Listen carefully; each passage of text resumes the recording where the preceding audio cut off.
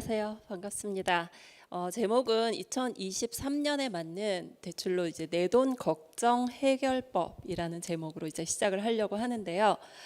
많은 분들이 대출에 대해서 정말 걱정이 많으세요. 뭔가 너무 어렵고 너무 많이 바뀌고 내 돈은 없고 집은 사고 싶고 뭐 여러 가지로 많이 힘들어 하시는데 일단 거기에 대해서 한번 얘기를 나눠보겠습니다.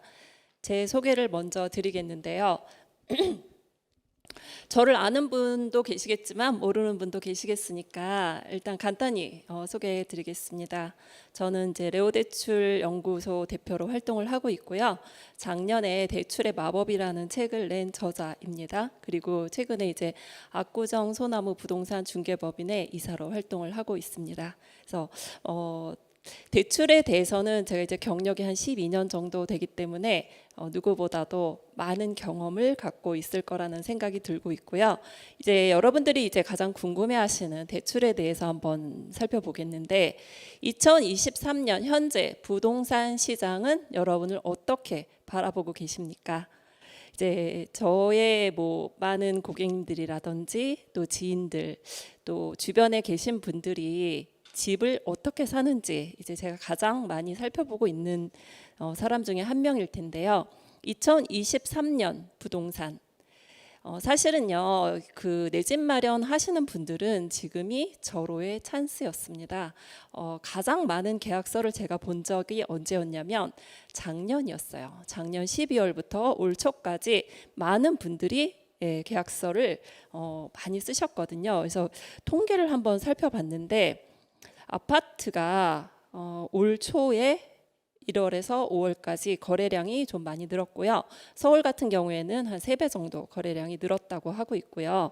그리고 시중은행에서 현재 신규 가계 대출이 얼마 집행됐을 것 같으세요?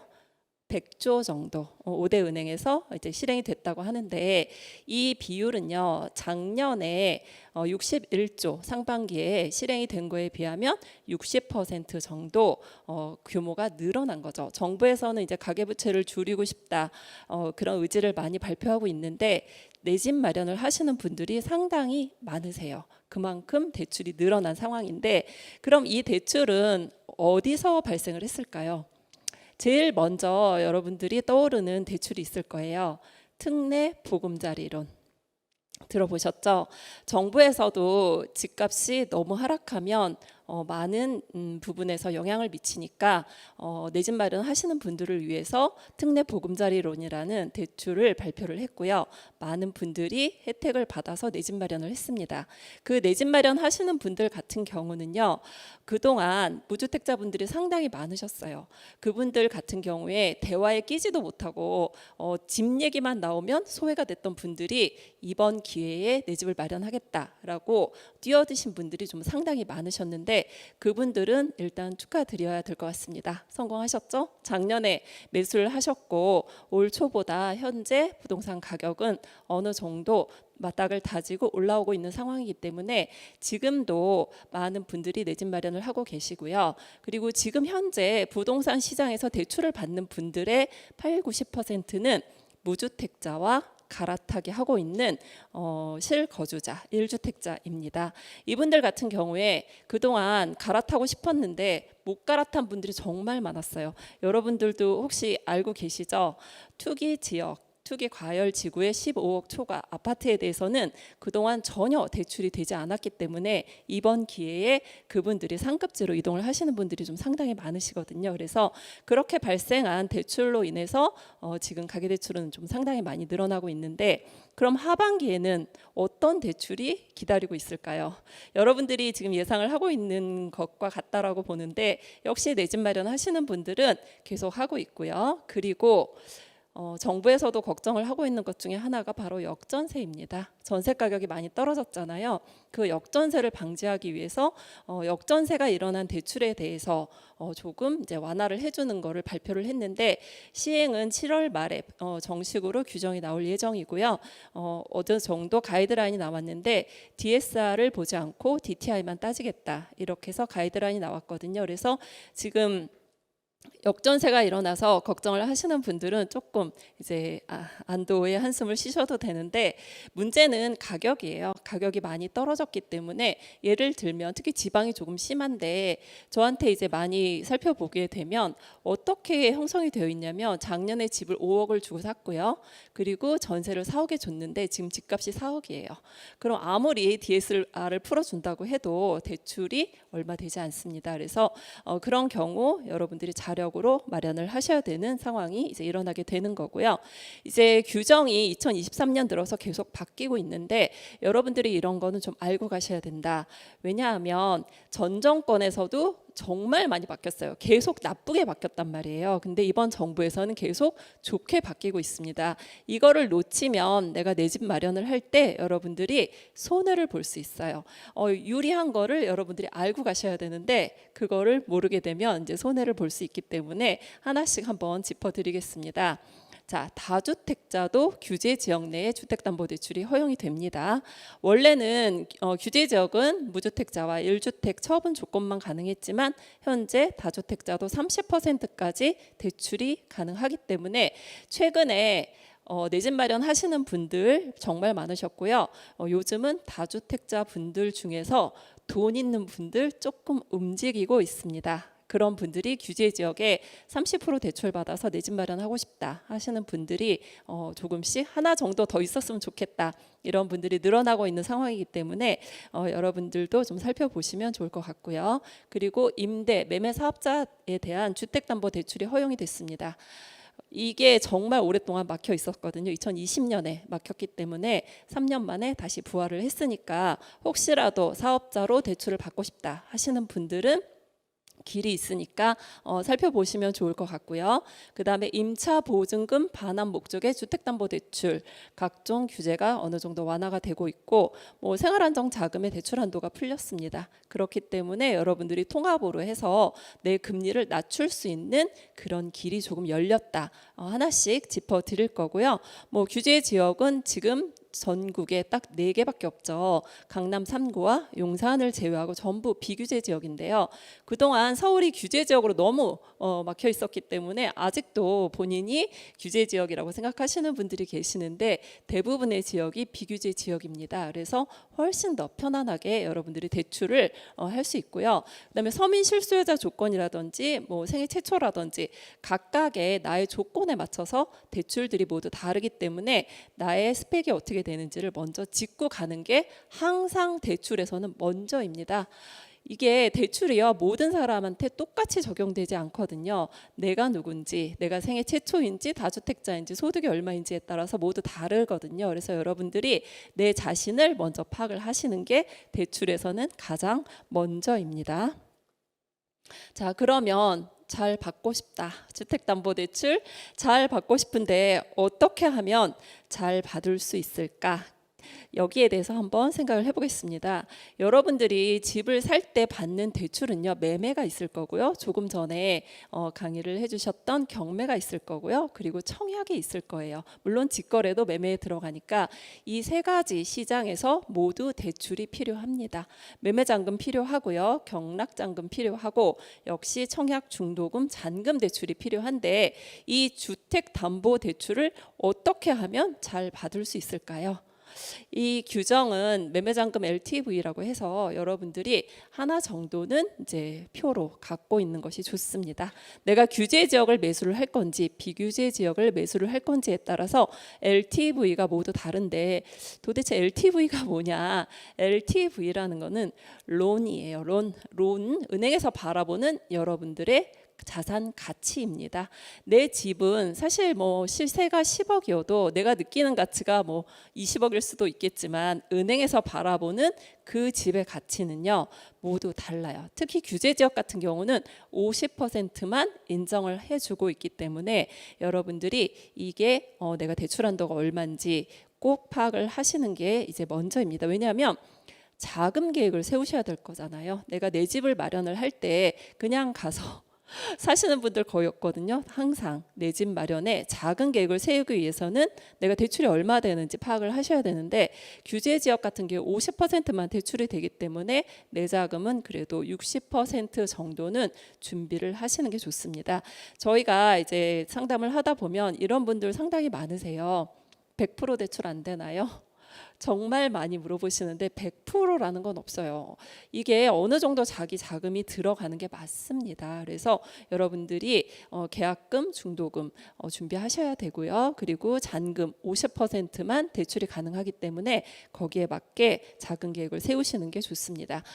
최근에 가장 많은 분들이 매수를 하셨던 지역 중에 하나가 바로 송파입니다. 송파의 잠실 엘스 같은 경우에 어떤 분들이 많이 진입을 하셨냐면, 비규제 지역이나 분당 쪽에서 넘어오신 분들이 좀 상당히 많으세요. 아이들이 어린데 이번에 이제 집을 말수를 하게 되면 아무래도 오랫동안 그 집에 거주를 할 수밖에 없거든요. 그래서 이 경우에 대출이 얼마 필요한지 한번 한도를 뽑아봤는데요. 이 경우는 규제 지역이기 때문에 50%만 대출이 가능합니다. 그래서 KB 시세가 기준이에요. 우리가 대출을 받을 때는 기준가라는 게 있기 때문에 KB 시세의 50%까지만 대출이 가능하고요.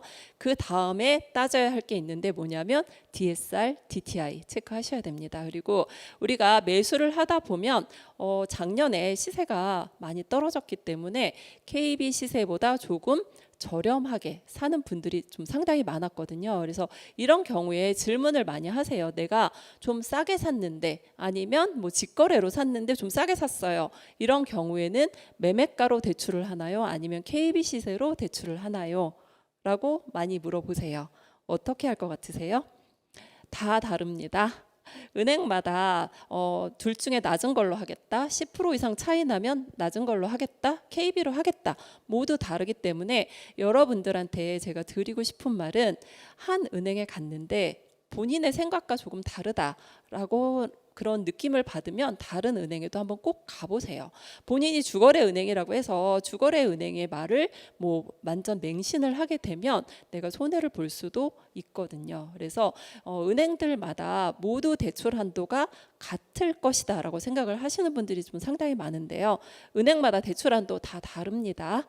뭐 1층을 일반가로 봐주는 은행도 있고요. 무조건 나는 매매가로 하겠다 하는 경우도 있고, 특히 정부에서 발표한 특례 보금자리론 같은 경우는 둘 중에 낮은 금액으로 대출 한도가 정해지거든요. 그래서 여러분들이 대출을 많이 받고 싶으면 어느 정도 공부를 하셔서 여기는 조금 더 많이 받을 수 있겠구나, 이렇게 하시면 내가 조금 더 이제 편안하게 자금을 마련할 수 있겠죠. 자, 그 다음에 이제 대부분의 지역이 비규제 지역이기 때문에 비규제 지역은 대출 한도가 저렇게 다 달라요. 내가 무주택자인지 다주택자인지 생애 최초인지 그리고 특례 보금자리론이 가능한지 이거에 따라서 모두 대출 한도가 다른데요. 비규제 지역 같은 경우는 이제 70% 가능하고 다주택자도 60% 가능합니다. 다주택자는 안 되는 거 아니냐라고 많은 분들이 물어보는데요. 가능합니다. 소득 대비 DSR만 통과를 하면 다 가능하기 때문에 최근에 다주택자 분들도 한 채 정도는 더 살려고 지금 알아보고 계시는 분들이 좀 상당히 많은 편이고요. 그리고 생애 최초 같은 경우에는 LTV 80% 이내 최대 6억까지 대출이 가능합니다. 그래서 여러분들이 내가 어떤 스펙인지에 따라서 자금을 준비를 하시면 한도를 맞출 수 있고요. 그리고 이제 경매로 또 매수를 하시는 분들이 계시는데, 경매 같은 경우는 정말 은행마다 대출 한도가 많이 다릅니다. A은행, B은행, C은행 제가 예로 들어놨는데, A은행이 2억 4,600, B은행 2억 1,500, C은행 1억 8,800 이런 식으로 은행마다 한도가 다르기 때문에 내가 경매로 뭐 물건을 낙찰을 받았다라는 분들 같은 경우는 조금 더 한도를 알아보는 게 좋습니다. 그래서 이렇게 대출 한도는요, 똑같은 물건이어도 사람에 따라 은행에 따라 모두 다르기 때문에 내가 어떤 것을 할 것인지를 좀 아시는 게 가장 좋고요. 그리고 가장 좋은 거는 사실은 이제 정부 상품을 이용을 하시는 게 가장 이제 혜택이 많은 경우가 많거든요. 그래서 내가 요거는 생애 최초로 구매를 할 건지 서민 실수요자에 해당이 되는지 뭐 여러 가지를 다 따진 다음에 그리고 나서 그 정부 상품을 알아보시는 게 가장 좋습니다. 그리고 이제 최근에 바뀐 것 중에 하나가 작년에부터 계속 규정이 바뀌고 있잖아요. 그래서 예전에는 주택을 구입하고 대출을 받으면 그 집에 살아야 됐어요. 뭐 6개월 안에 전입을 하고 뭐 6개월 안에 팔아야 된다는 규정이 마지막으로 있었는데 최근에는 다 없어졌어요. 안 살아도 됩니다. 안 팔아도 됩니다. 특히 비규제 지역 같은 경우는 안 팔아도 되고요. 규제 지역은 2년 안에 처분 조건이 따라 붙습니다. 그래서 여러분들이 그거를 몰라가지고 뭐 팔아야 되는 줄 알았어요 라고 하시는 분들이 많은데 가장 최근 규정을 여러분들이 계속 업데이트해서 공부를 하시는 게 좋을 것 같은데 이제 실거주 조건이 남아있는 대출은 거의 없어요. 하나 딱 남아있죠? 뭘까요? 디딤돌 대출. 실거주 조건 남아 있습니다. 그 외에는 심지어 특례 보금 자리론조차도 거주 조건이 없기 때문에 여러분들이 내 집 마련 아니면 세입자한테 구해서 내 집을 마련할 수 있는 기회를 잡을 수 있습니다. 자, 가장 핫했던 상품이죠. 아직까지도 판매가 되고 있고요. 연말까지도 아마 판매가 될 것으로 예상이 되고 있는데 올 초에 정말 많이 판매가 됐어요. 왜냐하면 많은 분들이 작년부터 기다리셨던 상품이거든요. 그래서 특례 보금자리로는 주택 시세 9억, 대출 한도 최대 5억이고요. 뭐 지역에 상관없이 DTI 최대 60%까지 해서 대출이 가능했던 그런 상품인데 현재도 남아 있고요. 이 특례 보금자리로는 1년간 한시적으로 판매가 되는 그런 상품입니다. 원래 보금자리로는요 시세가 6억까지 가능했었는데 일시적으로 한도를 상향을 해준 상품인데 이게 뭐 연장이 될지 어찌 될지는 좀 더 살펴봐야 될 것 같습니다.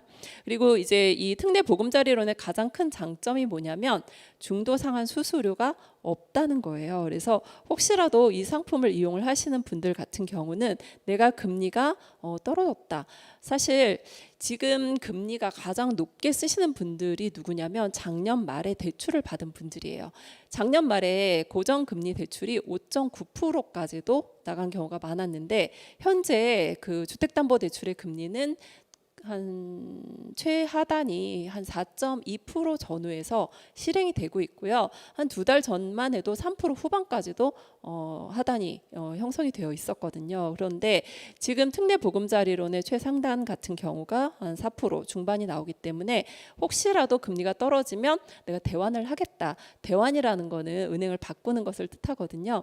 그럴 때 여러분들이 가장 걸림돌이 되는 게 바로 중도상환 수수료입니다. 그래서 중도상환 수수료를 아낄 수 있는 대출이 바로 특례 보금자리론이기 때문에 여러분들께서 혹시라도 대환을 염려에 두고 계시는 분들 같은 경우는 중도상환 수수료가 없는 상품으로 한번 살펴보는 게 좋을 것 같습니다. 그래서 대출 금리는 지금 계속 동결이 되고 있는 상황이라서 특례 보금자리론에 관련된 금리는 이제 이 정도에서 형성이 되고 있다라고 생각을 하시면 되겠습니다. 이제 정부 상품이라고 말씀을 드렸는데요. 이 정부 상품은 주택금융공사에서 이제 상품을 실행을 하고 있는데 그 디딤돌 대출이 되는 분들은 무조건 디딤돌 대출 하시는 게 좋습니다. 금리가 굉장히 저렴하거든요. 그래서 여러분들이 디딤돌 대출에 해당이 되는지 안 되는지 소득 조건을 좀 살펴보시는 게 좋고요. 그 다음이 디딤돌이 되지 않으면 특례 보금자리론으로 넘어가는 경우가 많습니다. 그래서 특례 보금자리론은 금리는 조금 높지만 그래도 뭐 한도라든지 DTI 면에서 훨씬 더 유리한 입장을 볼 수 있는 상품입니다. 그래서 지금 시장에서 정부 상품이 한도도 늘어나고 여러 가지로 금리 면에서 혜택을 보고 있는데요. 디딤돌 특례 보금자리론 같은 경우는 주택담보대출이고요. 그다음에 버팀목 전세라는 상품이 있는데 그거는 이제 전세 대출입니다. 그래서 혹시라도 필요하신 분들은 그 상품부터 이제 체크를 해보고 내가 해당이 되지 않으면 그 다음 단계를 밟는 게 좋을 것 같습니다. 제가 대출에 대해서 항상 얘기를 하다 보면 많은 분들이 너무 빚이 많으면 안 되는 거 아니냐. 맞습니다. 지금 금리가 상승을 해서 높은 금리로 고통받는 분들이 굉장히 많거든요. 그래서 여러분들이 빚을 낼 때는요, 꼭 생산적인 일에 꼭 사용이 되는 그런 빚을 얻으셨으면 좋겠습니다. 그래서 내가 대출을 받아서 내 집에서 편안하게 거주를 하고 그리고 집값도 상승이 된다면 더욱 좋겠지만 소비를 위해서 여러분들이 대출을 받는 것은 결코 옳지 않다라는 생각을 하게 되고요. 그리고 주변에 보면 실제로 그런 분들 많습니다. 신용 대출이요. 작년에 굉장히 많이 큰 폭으로 감소를 했다가 올해 조금 늘어나고 있는데 왜 감소를 했을 것으로 생각이 되나요? 왜 신용대출이 정말 많이 받았다가 줄어들었냐면 그 신용대출 받아서 뭘 했냐면 주식을 좀 상당히 많이 했고요. 그다음에 뭐 코인이라든지 이런 투자를 좀 많이 했다가 주식이라든지 코인값이 폭락을 하면서 신용대출 상환이 좀 많이 들어왔었거든요. 그래서 여러분들이 대출을 받을 때는 너무 무모하거나 너무 무리한 투자는 하지 않으셨으면 좋겠고요.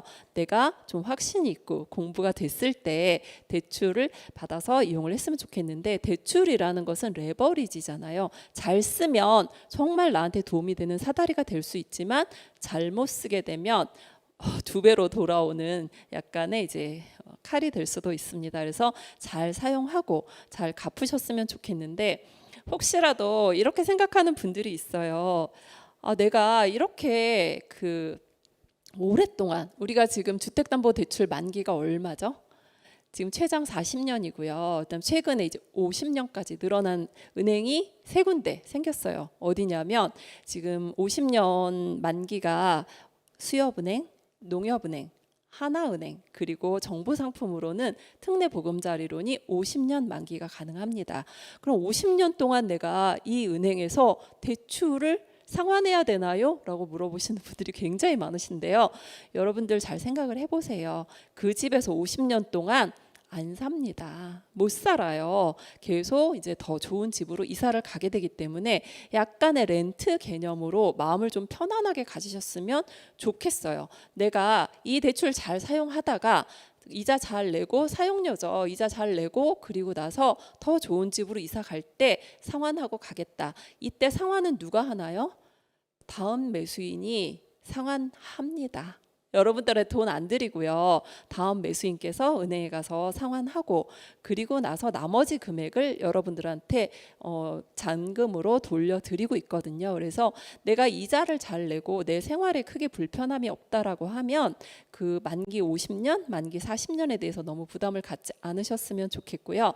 만기가 이렇게 늘어났다는 것은 또 여러분들한테는 장점이 될 수 있기 때문에 어떤 장점이냐면 DSR이 굉장히 유리해질 수 있어요. 그래서 이렇게 계속 좋은 상품이 나오고 있으니까 여러분들은 내 집 마련할 때 가장 중요한 게 뭐겠어요? 대출이요. 여러분들한테 목적이 될 수는 없어요. 그렇지 않나요? 나는 뭐 대출 잘 받는 게 나의 인생의 목적이야 라고 하시는 분 아무도 안 계시잖아요. 여러분들의 목적은 재테크 잘 하시고 내가 편안한 투자를 하는 게 목적이지 이 대출은 거기에 수반하는 약간의 도구라고 생각을 하시면 좋을 것 같아요. 그래서 먼저 부동산에 대한 입지라든지 정말 좋은 부동산이 어디에 있는지 이런 거를 충분히 고민을 하시고요. 그 다음에 작은 계획을 세울 때 이 대출이 여러분들한테 큰 힘이 되었으면 좋겠습니다. 자, 대출에서 여러분들이 주의할 점에 대해서 제가 뭐 간략하게 말씀을 드렸지만 제가 이제 항상 하는 말이 은행은 결코 공공기관이 아닙니다. 혹시라도 은행에 대해서 공공기관이 아닌가? 뭐 그런 분들 생각을 하시는 분들이 계시는데요. 공공기관 아니에요. 그리고 왜 그런 말씀을 드리냐면 여러분들이 대출 신청을 할 때 서류 한번 써보셨어요? 정말 서류가 이렇게 많아요. 정말 나중에는 너무너무 이제 손이 아플 정도로 성함 사인을 많이 하시는데 그 서류 다 기억도 하지 못하는데 그 중에서 이제 약정서라는 서류가 있는데 그 약정서를 위반하시는 분들이 최근에 상당히 많습니다. 그 약정서가 어떤 약정서냐면 뭐 집을 안 사겠다는 약정서도 있고요. 집을 팔아야 된다는 약정서도 있고요. 뭐 이런 여러 가지 약정서들이 있는데 혹시라도 은행이 내가 위반한 걸 알지 않을까? 뭐 이런 두려움을 좀 상당히 많이 갖고 계세요. 그래서 제가 은행에 물어보세요라고 얘기를 하게 되면 그랬다가 알면 오히려 자기를 괴롭히지 않아요?라고 물어보시거든요. 근데 은행은 공공기관이 아닙니다. 경찰도 아니고요. 그래서 여러분들은 고객님이세요. 제가 항상 드리는 말씀이 은행에다가 여러 군데의 서류를 다 요구할 수 있고요. 복사해달라고 하시면 다 보여주거든요. 그래서 좀 편안하게 은행에다가 소통을 할 수 있었으면 좋겠습니다. 그리고 은행 직원이 알아서 다 해주지 않습니다. 여러분들이 소득 같은 경우에 내가 유리한 소득을 쓰고 싶으면 그 유리한 소득을 찾아서 여러분들이 제출을 하시는 게 맞습니다. 은행 직원은 정해진 서류만 보고서 얘기를 하는 거지 뭐 다른 소득 더 없나요? 가져오세요. 대체 소득 없으세요? 이렇게 깊게 들어가는 은행 직원이 많지 않습니다. 그래서 여러분들이 소득 계산이라든지 여러분들한테 유리한 여러 가지 서류를 제출할 때는 다 준비를 해서 가시는 게 좋습니다. 그리고 대출은 제자리로 돌려주면 된다. 이건 아까 제가 했던 말하고 똑같은 거죠. 너무 두려워할 필요도 없고요. 또 너무 쉽게 생각하셔도 되지 않습니다. 그리고 주거래 은행이 최선이 아니다라는 말은 제가 유튜브라든지 정말 많이 하는 말입니다. 저도 처음에 대출을 받을 때 그냥 저한테 주택담보대출을 해준다는 이유로 너무 고마웠어요.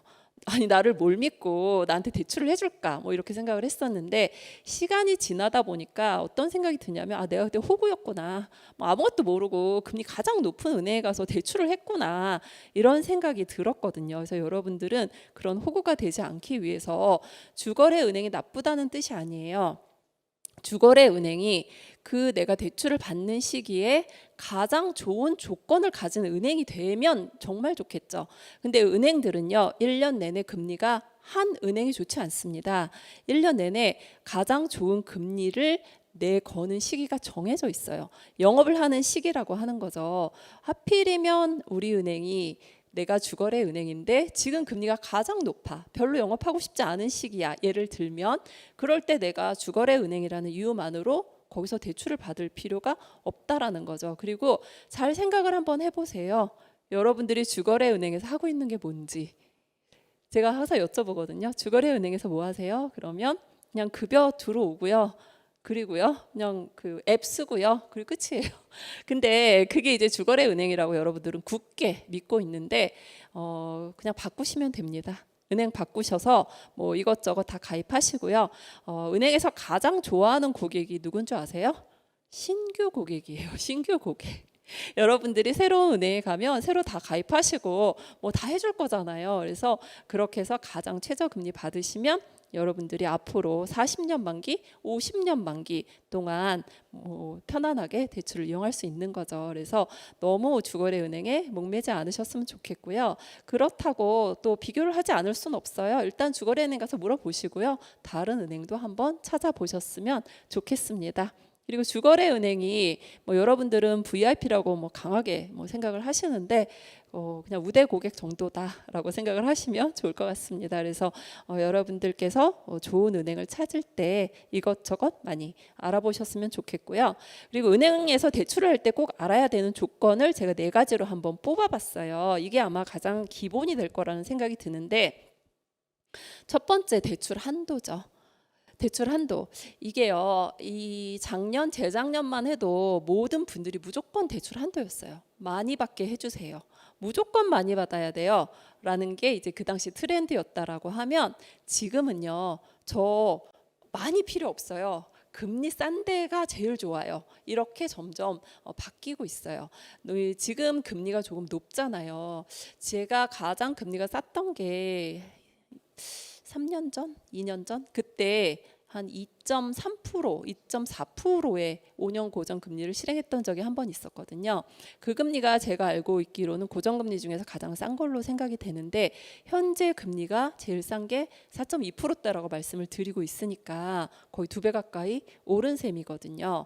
그래서 지금은 이제 대출을 많이 받는 것보다는 나한테 필요한 만큼 받겠다라고 하시는 분들이 제일 많으세요. 그래서 대출 한도 도 이제 중요하고 그다음에 대출 금리가 가장 중요하고요. 그다음에 이자 상환 방식이 중요합니다. 내가 이자를 안 갚을 수는 없잖아요. 매달 이자를 내는데 이게요, 이자를 내서 내가 너무 허덕이면 나의 삶의 질이 굉장히 떨어집니다. 내가 은행의 노예도 아니고 맨날 정말 이자 낼 때마다 힘들어 죽겠다 이러면 삶이 너무 피폐해지거든요. 그래서 여러분들이 이자 상환 방식을 조금 잘 고르시면 좋을 것 같고요. 그다음에 중도 상환 수수료라든지 부수거래 조건도 좀 잘 따져 보셔야 됩니다. 그래서 하나씩 한번 짚어 볼게요. 대출 한도는 뭐 여러분들이 지역별 LTV 내 조건에 따라서 정해지는 거라서 뭐 LTV 60, LTV 70, LTV 80, 뭐 30, 40, 규제 지역은 50, 뭐 이런 식으로 30에서 80%까지 다양하게 형성이 되어 있습니다. 그래서 나한테 맞게 고르시면 될 것 같고요. 그 다음에 대출 금리는요, 가장 많이 물어보는 게 변동금리가 좋아요? 고정금리가 좋아요? 아마 여러분들도 그거 엄청 고민하시죠. 근데 아마 은행 직원이라든지 여러분들을 도와주는 대출 전문가분들 아무도 결정해주지 않을 겁니다.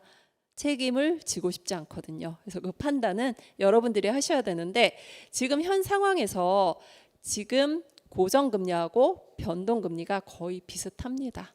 얼마 전까지만 해도요, 변동금리가 한 1% 가까이 높았어요. 예를 들면 뭐 고정금리가 4%대면 변동금리 5%대 이렇게 훨씬 더 비쌌거든요. 근데 지금 어느 정도 변동금리가 내려오고 있어요. 그래서 고정금리가 4.2%대, 변동금리가 한 4.4에서 5%대 뭐 이런 식으로 거의 비슷하게 내려오고 있기 때문에 내가 지금 금리가 최고점인 것 같다라는 생각이 들면 변동금리 선택하시는 거고요.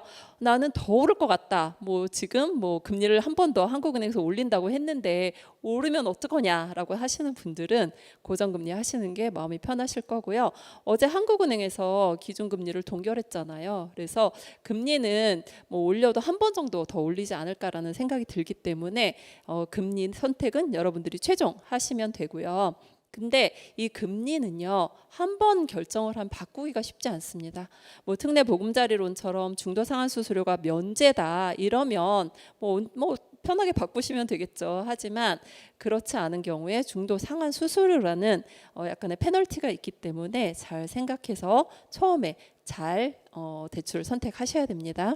그리고 이자 상환 방식으로는요, 원금균 등, 원리금균 등, 거치, 체증식 이렇게 나눠지는데, 많은 분들이 거치식을 원하세요. 나는 거치식 하고 싶다. 거치가 뭐냐면 이자만 내는 거예요. 이자만. 저도 그러고 싶습니다. 원금 상환을 조금 미루고 싶어요. 왜냐하면 원금이 이제 부담이 되는 경우가 많기 때문에 이자만 내고 싶다라고 생각을 하시는데, 지금 매매잔금 같은 경우는 1년 거치만 가능하게 세팅이 되어 있어요. 그래서 계속 원금 상환을 할 수밖에 없는 구조니까 나의 생활비 계획에 이 원금도 포함을 시키셔야 합니다. 자, 그리고 제가 가장 여러분들이 궁금해하시는 그 대출 금리에 대해서 한번 살펴볼 건데요. 대출은요, 기준금리가 정해져 있어요. 기준금리 플러스 가상금리에서, 자, 이 두 개로 끝나는 게 아니고 금리 할인을 받기 위해서 각종의 우대금리가 이제 거기서 빠지게 되어 있는데, 그 오해하는 것 중에 하나가 또 뭐냐면 저 기준금리가 한국은행의 기준금리가 아니라는 거죠. 이 대출에서는요, 기준금리가 다르게 정해져 있습니다. 다르게.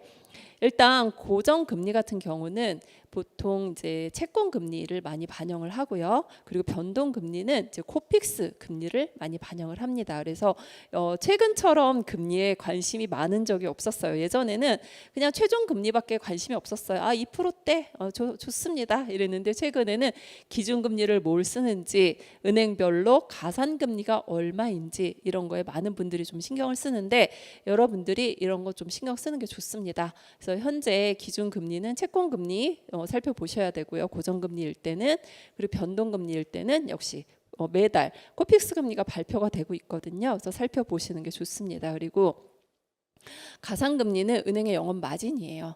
은행의 영업 마진이 몇 프로인지를 조금 여쭤보는 게 좋을 것 같아요. 은행에다가 한 번도 가상금리 얼마예요? 라고 물어본 적 없으시죠? 뭐 관심도 없으셨을 거고. 근데 가상금리가 이제 높으면 아무래도 그 대출 금리가 높게 따라가는 경우가 많기 때문에 가상금리가 조금 낮을수록 좋겠죠. 그리고 이제 우대금리라는 거는 여러분들이 가장 많이 하는 것 중에 하나예요. 뭐가 있을까요? 뭐 카드, 적금 청약 뭐 이런 걸로 여러 가지 항목으로 우대금리로 많이 금리를 깎아주고 있는데 최근 트렌드 중에 하나가요. 뭐냐면 예전에는 여러분들이 사용하는 카드라든지 뭐 적금이라든지 이런 걸로 금리를 깎아줬어요. 근데 은행별로 약간 특화를 시키고 있어요. 그게 뭐냐면 뭐 어떤 은행은 아이가 많으면 금리를 깎아주겠다라는 은행도 있고요. 또 어떤 은행은 회사를 어디에 다니느냐에 따라서 금리를 깎아주겠다라는 은행도 있고요. 또 어떤 은행은 중소기업에 다니면 금리를 깎아주겠다 하는 은행이 있어요. 근데 여러분들이 내가 중소기업 엄청 오래 다녔는데 모르고 그렇지 않은 은행에 가면 금리 손해 보시는 거잖아요. 그래서 충분히 고민을 좀 하고 발품을 파시면 내가 한번 사용해서 아낄 수 있는 이자를 충분히 얻을 수 있을 것으로 보입니다. 자, 요거는 이제 코픽스 금리인데 그 신규하고 잔액하고 신잔액 기준으로 나눠지게 되어 있는데 신규 취급액 뭐 같은 경우는 이제 이 코픽스 금리는 예적금이 반영이 된다고 생각을 하시면 돼요. 근데 여러분들이 예금 금리가 막 올랐다고 막 좋아하시는 분들 계시는데 예금 금리가 오르면 이 코픽스 금리가 올라요. 그래서 최근에 예금 금리가 조금 올랐거든요. 신규 코픽스가 조금 오를 수도 있을 것 같습니다. 그래서 금리가 팍팍 안 떨어지는 이유 중에 하나가 예금 금리가 또 역시 높게 형성이 되어 있기 때문에 이 변동 금리가 아주 막 많이 떨어지고 있지는 않는 그런 상황입니다. 그리고 이제 이 금융투자협회 채권정보센터에 들어가면 이 채권 금리가 매일같이 반영이 되고 있거든요. 그래서 혹시라도 요거는 참고로 알아두시면 이 은행에서는요 대출 금리가 언제 정해지는지 아세요? 내가 대출 신청할 때 정해지는 거 아니에요? 저 2달 전에 신청했는데 그럼 그 금리 아니에요? 라고 하시는데 은행에서의 대출 실행 금리는요 당일에 정해집니다. 거의. 그러니까 내가 만약에 뭐 8월 1일이 잔금이에요. 그러면 나의 금리는 8월 1일 날 확정이 되는 거라서 이 채권 금리의 추이를 계속 보는 게 좋을 것 같아요. 왜냐하면 내가 금리가 이게 올라서 실행이 되겠구나, 좀 떨어져서 실행이 되겠구나 정도는 알고 계셔야 되는데 갑자기 뭐 0.1이 올랐어요. 뭐 이렇게 얘기하시는 분들 계시는데 조금씩 좀 살펴보시면 마음의 준비라든지 내가 너무 비싸게 실행이 될 수도 있겠구나라는 생각을 미리 할 수 있거든요. 그런데 여러분들이 대출을 받는 은행은요 1금융권만 있는 게 아니에요. 2금융권도 대출을 받을 수 있습니다. 2금융권이라고 하니까 신용도 떨어지는 거 아니에요? 라고 생각을 하시죠. 최근에 2금융권 대출도 많은 분들이 하고 계십니다. 2금융권은 여러분들이 잘 알고 계시는 보험사, 새마을금고, 그리고 단위, 뭐 농협, 수협, 축협 이런 금융기관들이 2금융권인데 그럼 왜 2금융권을 선택을 할까요? 일단 DSR이 50%입니다. 1금융권 은행은 DSR이 40%, 2금융권은 DSR이 50%, 10% 차이가 뭐 얼마 되는데요? 엄청 큽니다. 특히 신용대출이 있는 분들 같은 경우에는 엄청난 차이를 보이고 있기 때문에 2금융권으로 가시는 분들이 많이 있고요. 그러면 2금융권 가면 저 뭐 잘못되는 거 아니에요? 라고 많은 분들이 물어보시는데 제가 거꾸로 물어봐요. 거꾸로. 여러분들이요 돈을 빌려가는 분이에요. 그렇죠? 돈을 빌려주는 사람이 무서워요? 빌려가는 사람이 무서워요? 돈을 빌려주는 사람이 더 무섭습니다. 떼일까 봐. 그렇죠. 그래서 2금융권에서 대출을 받는다고 해서 여러분들이 뭐 신용이 뭐 많이 떨어진다거나 그런 경우는 거의 없어요. 근데 내가 떨어졌어요 라고 얘기하는 분들 같은 경우는 대출을 받으면 일단 신용 점수가 살짝 떨어질 수 있어요. 1금융권에서 받아도 마찬가지예요. 그래서 그 부분에 대해서 너무 걱정을 하실 필요는 없고요. 그래서 이 2금융권 얘기를 왜 말씀을 드리냐면 2금융권 중에서 보험사 같은 경우는 대출 신청 시의 금리와 대출 실행 시의 금리 둘 중에 선택을 할 수 있어요. 그러니까 이런 경우는 내가 금리가 지금 낮은데 계속 올라가고 있는 시점이면 여러분들이 지금 금리를 확정 짓는 게 좋잖아요. 그래서 그럴 시점에는 그렇게 낮은 금리를 받을 수 있는 이금융권을 선택하는 분들도 상당히 많이 있었습니다. 그래서 그런 여러 가지 팁을 좀 알고 계시면 여러분들이 선택의 폭이 훨씬 더 넓을 것으로 보입니다. 그래서 금리는요, 일단 고정금리가 있고 변동금리가 있고 그리고 혼합금리라는 게 있는데, 뭐 고정금리는요, 우리가 일반적으로 은행에서 고정금리 받았어요 라고 얘기를 하는 거는요 5년 고정금리예요. 은행은 5년 고정금리고요. 저기서 말하는 저 고정금리는 장기 고정금리, 지금 장기 고정금리는 정부 상품이 대부분입니다. 디딤돌, 특례 보금자리론 40년 고정, 50년 고정, 30년 고정 이런 상품을 고정금리라고 하고요. 변동금리는 당연히 변동 주기에 따라서 변동을 하는 그런 금리입니다. 뭐 3개월, 6개월, 12개월 변동, 뭐 1년 변동은 12개월 변동, 뭐 1년 고정, 뭐 이런 식으로 이름이 다 나눠져 있고요. 그리고 혼합금리는 가장 많이 여러분들이 하는 금리입니다. 5년 고정 플러스 나머지 전부 변동, 뭐 이런 식으로 정해져 있는데 대부분 혼합금리를 많이 선택을 하세요. 5년 고정. 그러면 5년 지나면 어떻게 해요? 라고 물어보시는데 5년 지나서 변동으로 가는 게 싫으시면 갈아타시면 됩니다. 은행을 바꾸시거나 다시 고정금리로 갈아타면 되기 때문에 대부분 이제 혼합금리를 많이 선택을 하고 있고요. 현재는 변동금리가 살짝 높지만 이제 점점 이제 비슷해지고 있기 때문에 여러분들이 선택을 할 때 조금 더 헷갈릴 수 있는 상황이 될 것 같습니다. 그래서 금리를 처음에 이제 선택을 할 때 잘 선택을 하는 게 좋을 것 같습니다. 이제 전세자금 대출에 대해서 한번 이제 말씀을 안 드릴 수가 없어요. 최근에 지금 전세 때문에 많은 분들이 굉장히 힘들어하죠. 특히 세입자분들이 많이 힘들어하세요. 저 아시는 분은 이제 이런 경우가 있었어요. 오피스텔에 전세로 들어갔는데 그때 보증금이 4억이었어요. 오피스텔 시세가 4억이었어요. 그랬는데 지금 오피스텔 시세는 3억 5천으로 떨어졌고 본인 뒤로, 세입자 뒤로 개인 근저당이 들어왔다. 이렇게 말씀을 하시더라고요. 이렇게 되면은요, 그분은 그 집에서 나오기가 힘들어요.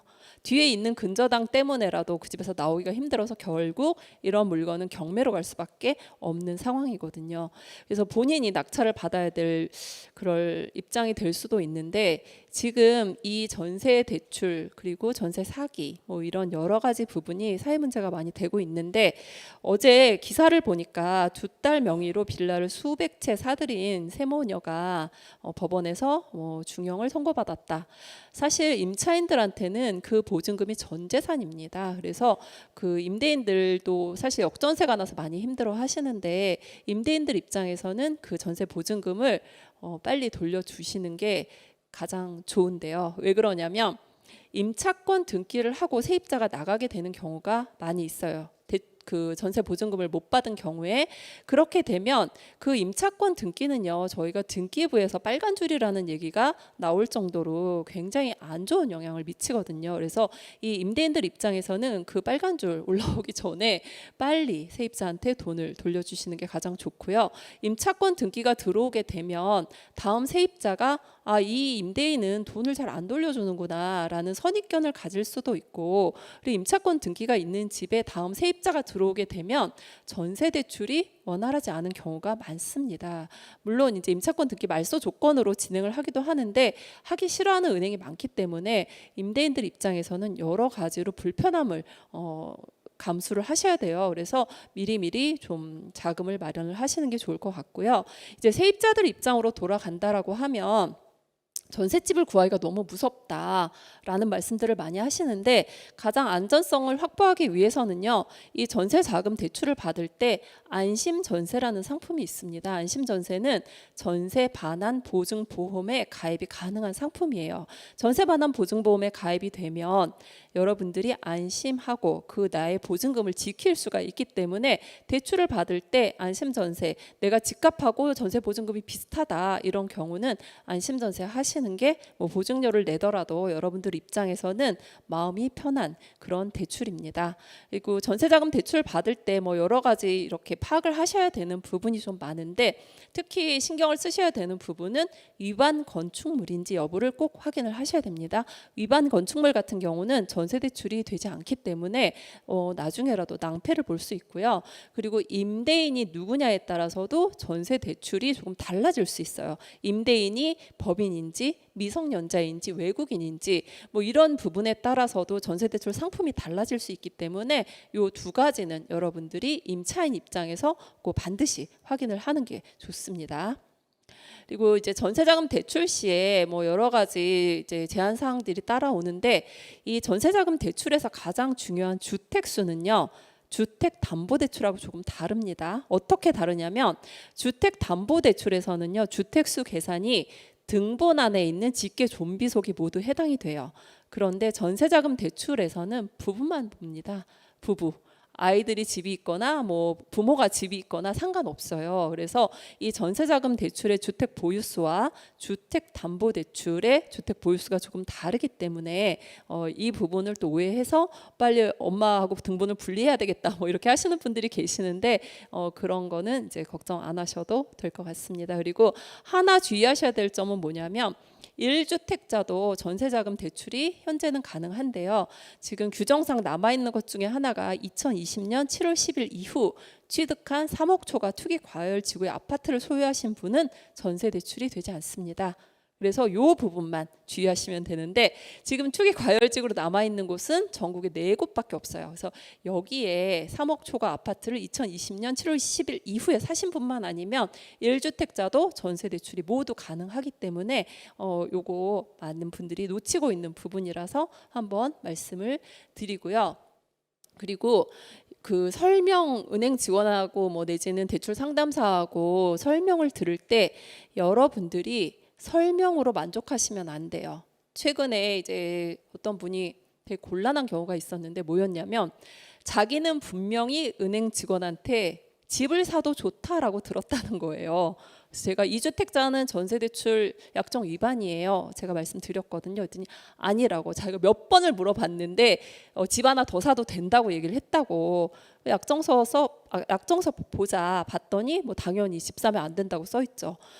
이게 여러분들이 그 서류를 쓸 때 정말 많이 쓰거든요. 그래서 내가 무슨 말을 들었는지 기억이 나지 않아요. 그래서 우리 모든 은행 절차는 서류로 이야기를 합니다. 뭐 은행 직원이 그렇게 말했다는 거를 녹취했을 리도 없고요. 그렇기 때문에 여러분들이 중요한 서류는 꼭 뭐 사진을 찍어 두신다거나 복사를 해서 기억을 해 두는 게 가장 좋습니다. 그분 약정 위반되면은요, 3년 동안 주택 관련 대출을 받을 수 없습니다.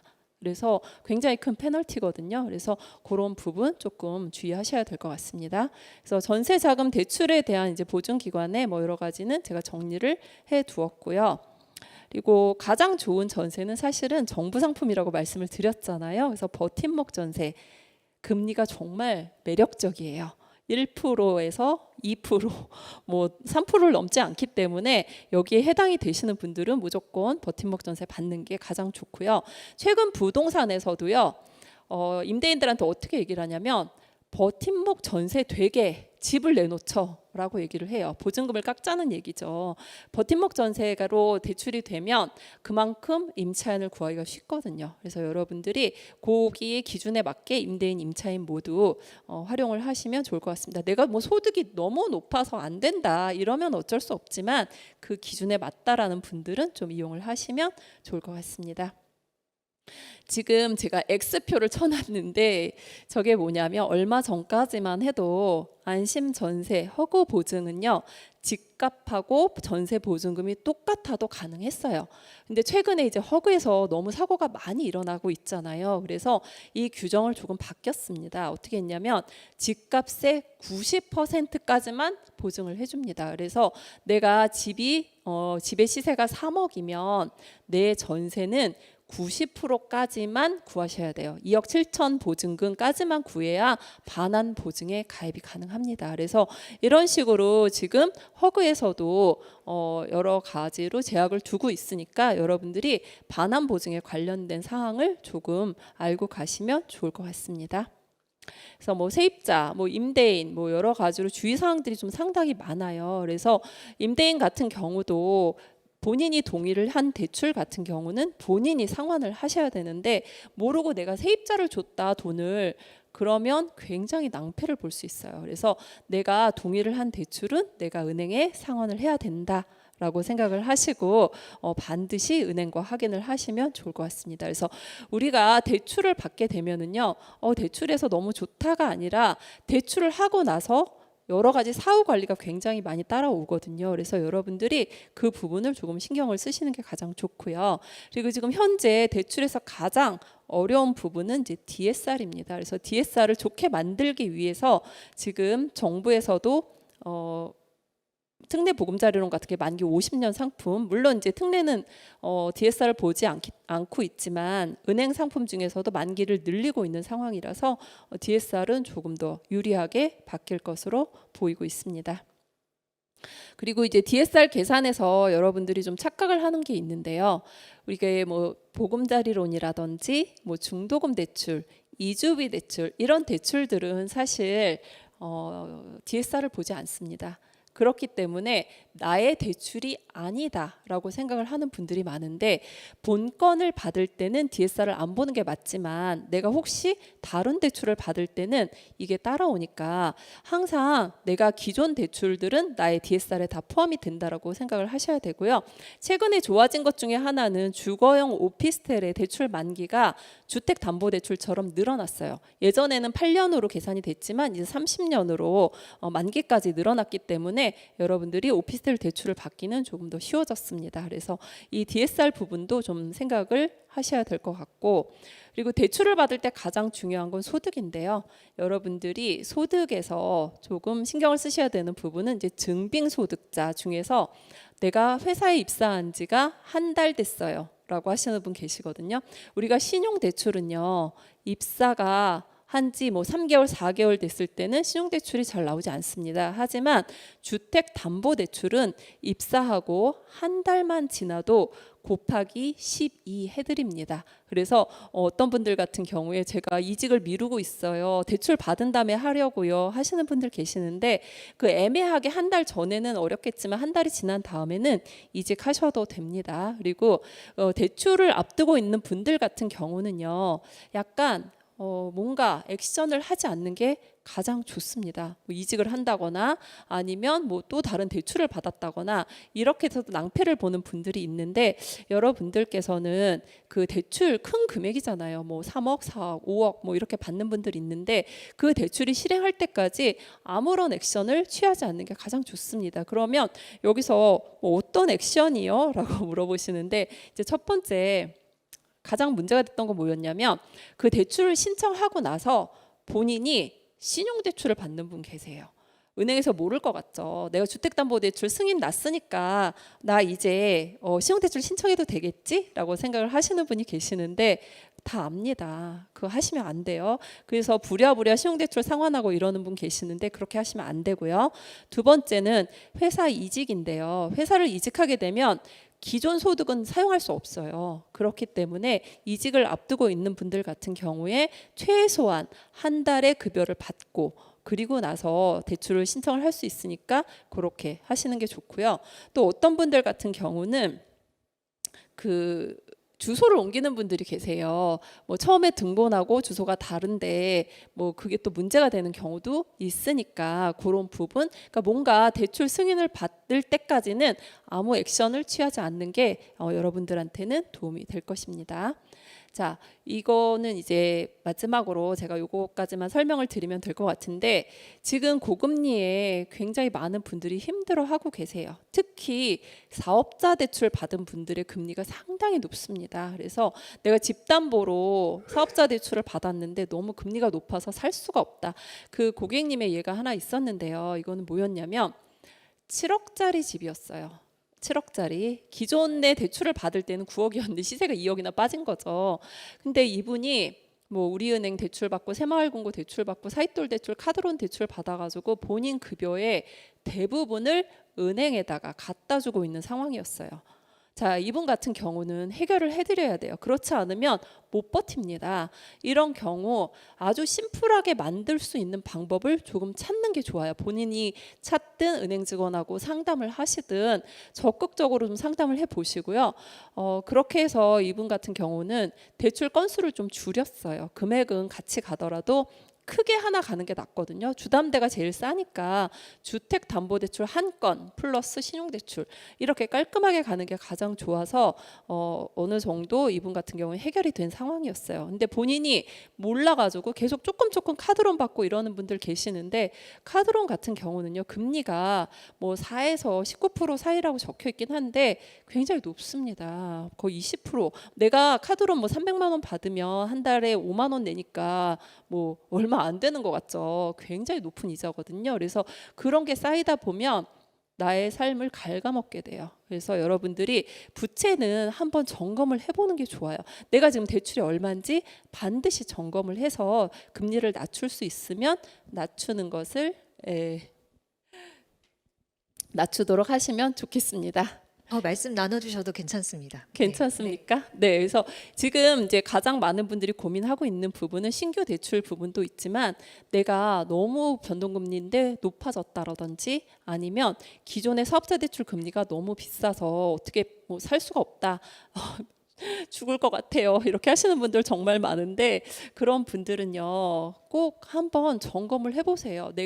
나도 모르게 빠져나가는 경우가 많이 있거든요. 얼마든지 좋게 개선을 할 수 있는 거를 방치하고 있는 분들이 생각보다 많으세요. 그래서 반드시 상담을 해서 좀 삶이 평안해지셨으면 좋겠습니다. 그래서 제가 이제 부채 통합까지 말씀을 드리고, 사실 이제 준비한 상황은 조금 더 많은데 너무 시간이 빨리 지나갔네요. 그래서 뭐 고금리 시대의 대출 상환 방식에 대해서 원금균 등 원리금균 등 뭐 거치식 뭐 이런 식으로 나와 있는데, 제일 좋은 거는 이제 요것만 여러분들이 이제 좀 표로 보셨으면 좋겠어요. 은행에서 대출 상환 방식을 고를 때는 이렇게 여러 가지로 나눠져요. 원리금균 등 원금균 등 거치식, 그리고 보금자리론에 있는 체증식, 그리고 50% 원금 유예를 하는 은행도 있습니다. 이 원금 부분이 너무 부담스러워서 내가 지금 생활이 곤란하다 하시는 분들은 원금을 조금 미룰 수 있는 그런 방식의 상품을 고르는 것도 괜찮거든요. 그래서 좀 통합적으로, 좀 거시적으로 여러분의 대출을 살펴본다라고 하면 내가 뭐 30만 원 냈던 거 20만 원으로 줄일 수도 있는 길이 있을 수 있어요. 물론 안 되면 어쩔 수 없는 거지만 노력은 해보셨으면 좋겠습니다. 네, 질문이 있다고 하셔서 진행해 주셔서 감사하고요.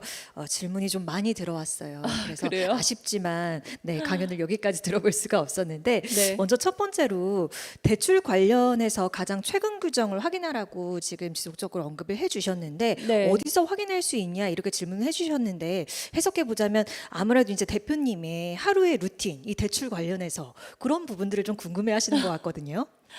저는 이제 블로그도 운영을 하고 있기 때문에 뭐 최신 규정 같은 경우는 계속 제가 블로그에 업데이트를 하고 있고요.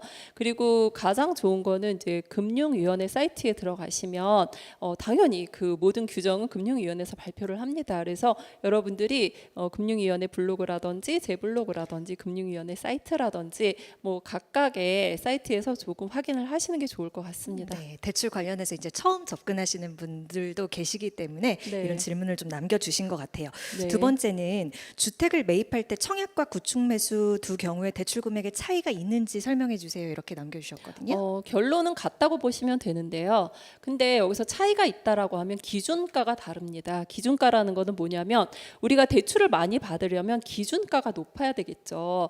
내가 5억짜리를 기준으로 할지 10억을 기준으로 할지에 따라 대출 한도가 다르지 않습니까? 그래서 이 매매 같은 경우는 KB시세가 무조건 기준가입니다. 그래서 그 기준가로 하면 되는데, 이제 청약에 당첨이 되신 분들 같은 경우는 분양가라는 게 있고요. 그다음에 우리가 보통 분양에 당첨이 되면 입주까지 얼마나 걸려요? 못해도 3, 4년, 5년 가까이 걸리는 경우도 있거든요. 네. 그래서 그 당시가 되면 세월이 많이 지나서 시세가 올라 있는 경우가 많아요. 그래서 그런 경우는 대부분의 은행에서 감정을 합니다. 그래서 그 시세에 맞게 대출을 많이 받을 수 있어요. 그래서 너무 걱정 안 하셔도 됩니다. 네, 친절한 답변 감사드립니다. 다음으로요. 이 지난 정부에서는 규제를 좀 강화하면서 대출 관련해서 추가로 주택 구입을 하지 않는다라는 단서를 달고 대출을 해줬잖아요. 근데 네. 현 정부의 이런 기조에서 어떠한 변동이 있었는지를 좀 궁금해하시거든요. 이 약정 규정이 아직 남아 있는지 아니면 추가 주담대 받는 게 가능한지 궁금하시다고. 네. 네. 결론만 말씀드리면 남아 있습니다. 네, 생활안정자금 대출이 그 추가주택 매수 금지 약정서를 작성을 하게 되어 있는데 그 약정서는 아직까지 살아 있습니다. 그래서 내가 내 집을 담보로 대출을 받는 경우에 집을 사지 않겠다고 각서를 쓰게 되어 있고요. 그 각서는 유효하기 때문에 혹시 그 약정서 쓰신 분들은 주의하시는 게 좋습니다. 네.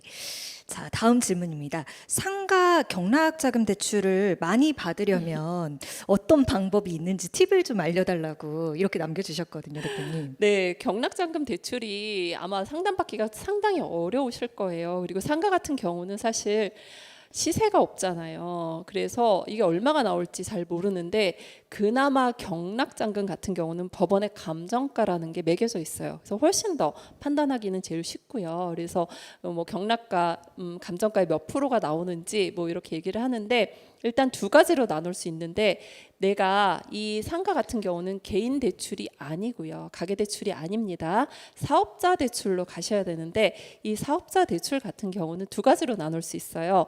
법인 사업자인지 개인 사업자인지 그거에 따라서 나눌 수 있는데 일단 상가를 대출을 많이 받으려면 개인 같은 경우는 무조건 월세가 많아야 됩니다.